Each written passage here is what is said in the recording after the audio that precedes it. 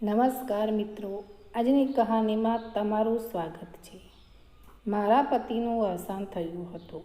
હું ખૂબ જ દુઃખી થઈ ગઈ હતી અને પછી સમય જતાં મારા સસરાજીએ મારી દરેક ઈચ્છાઓ પૂરી કરી. મારી સાથે લગ્ન કર્યા પછી અમે બંને પતિ પત્નીની જેમ રહેવા લાગ્યા હતા. હું સસરાજીની દરેક વાતનું ધ્યાન રાખતી હતી અને તેઓ મારે દરેક ઈચ્છાનું ધ્યાન રાખતા અને રાત્રે તો તેઓ મને મારા રૂમમાં હેલો મિત્રો, મારું નામ સવિતા છે અને મારી ઉંમર હાલમાં 30 વર્ષની છે. હું દેખાવમાં ખૂબ જ સુંદર છું અને કારણ કે મારા લગ્ન જીવનને 10 વર્ષ થઈ ગયા છે. મારા મમ્મી પપ્પાએ ગરીબીના કારણે મારી નાની ઉંમરમાં એક છોકરાના સાથે લગ્ન કરાવી દીધા. મારી સાસરી ઘણા પૈસાદાર હતી, પણ તે છોકરો ઘણીવાર બીમાર રહેતો હતો. તેમના મગજમાં કોઈ સમસ્યા હતી. હું મારી લગ્ન જિંદગીથી ખાસ ખુશ ન હતી, પરંતુ મારા પતિ મને ઘણો પ્રેમ કરતા હતા.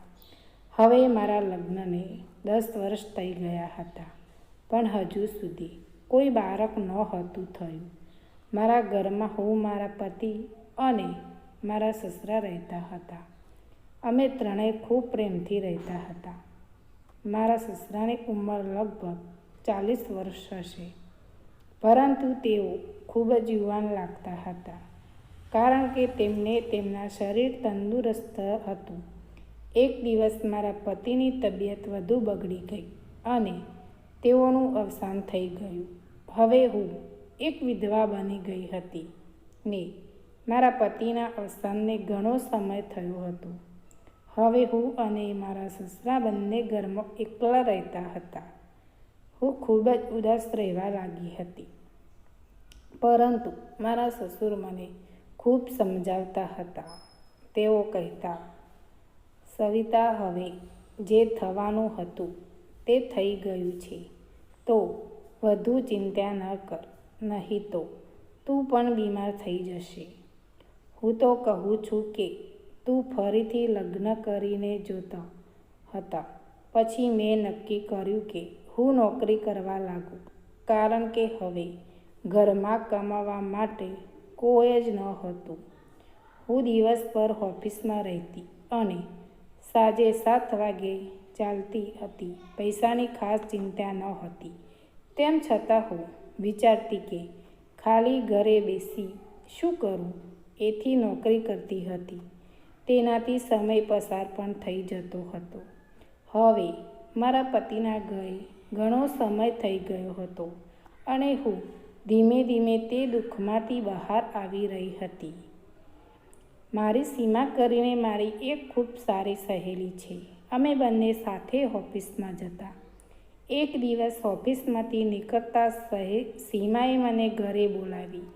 મારા ઘર પાછળ જ તેનું ઘર હતું, તેથી હું તેના ઘરે ગઈ. અમે ચા પીધી અને થોડી વાતો કરી. મારી સહેલી કહે, તને ખબર છે ઓફિસમાં શું ચાલે છે? મેં કહ્યું, ના યાર, મને શું ફરક પડવાનો છે? એ કહે, તો પછી સાંભળ, અમારા ઓફિસમાં બધા લોકો એકબીજાને મદદ કરે છે, પણ ઓફિસમાં લોકોને મારીને તેમના લગ્ન કરાવી દીધા છે. હવે તે ખૂબ ખુશ રહે છે અને તેની વાતમાં ખાસ ધ્યાન નહીં આપ્યું. અને હું, મારા સસરાએ મને આખો દિવસ સવિતા સવિતા કહીને બોલાવતા અને હું દરરોજ આખો દિવસ ઓફિસમાં રહેતી અને ઘરમાં હવે હું અને મારા સસરા રહેતા હતા. સમય આમને આમ વીતતો ગયો અને મને મારા સસરા સાથે પ્રેમ થઈ ગયો અને સસરાજી પણ મને પસંદ કરતા હતા, એટલે અમે બંને લગ્ન કરી લીધા. અને હવે મારા સસરા મારા પતિ હતા. તે મારી બધી જરૂરિયાતો પૂરી કરતા અને હું પણ એમનું ખૂબ ધ્યાન રાખતી. હવે અમે બંને સુખીથી જીવન જીવી રહ્યા હતા અને એકબીજાને ખૂબ જ પ્રેમ કરતા હતા.